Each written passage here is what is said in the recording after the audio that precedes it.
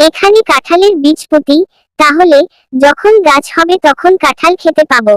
টুনি সেই মুহূর্তে পেরিয়ে যাচ্ছিল।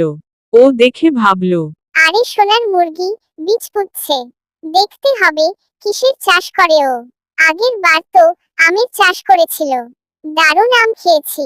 কিন্তু ফিরতে গিয়ে টুনির চোখে পড়ল কাকো গাছের পাতার আড়াল থেকে সোনার মুরগির কাজ দেখছে। ও বুঝতে পারল কাক নিশ্চয়ই কোনো মতলব বাড়ছে। কয়েকদিন পরে সোনার মুরগির পোতা বীজ থেকে গাছ বেরিয়ে এলো। কিন্তু গাছটা হলো সোনার গাছ, আর ফল ধরল কাঁঠাল। সোনার মুরগি খুব খুশি। ও সোনার গাছ আর কাঁঠাল পাহারা দেওয়ার ব্যবস্থা করলো। ও জানে আগের বছরে সোনার গাছের আপেল চুরির মতো এ বছরে কাঁঠাল চুরি হতে পারে।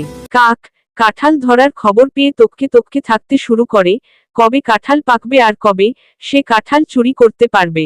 একদিন কাকের অপেক্ষা শেষ হয়। ও দেখে সোনার মুরগি একটা পাকা কাঁঠাল ভেঙেছে। কাঁঠালের গন্ধ শুকে মুরগি বলে, আরে বাস, পাকা কাঁঠালের গন্ধ তো দারুণ বেরিয়েছে, এবার খেয়ে দেখি তো কেমন খেতে হয়েছে। আহা, দারুণ খেতে তো। কাঁঠালের প্রশংসা শুনে কাক একটা কাঁঠাল নিয়ে পালালো। মুরগি সেটা দেখতে পেয়ে বলল, এই ধর ধর, আমার কাঁঠাল চুরি হয়ে যাচ্ছে, ধর ধর, চোর ধর।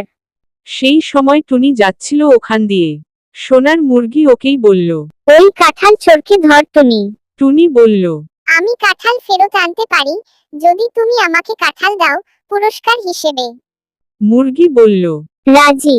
তখন টুনি কাকের বাসা থেকে কাঁঠাল ফেরত নিয়ে এলো। সোনার মুরগি খুশি হয়ে টুনিকে কাঁঠাল উপহার দিল।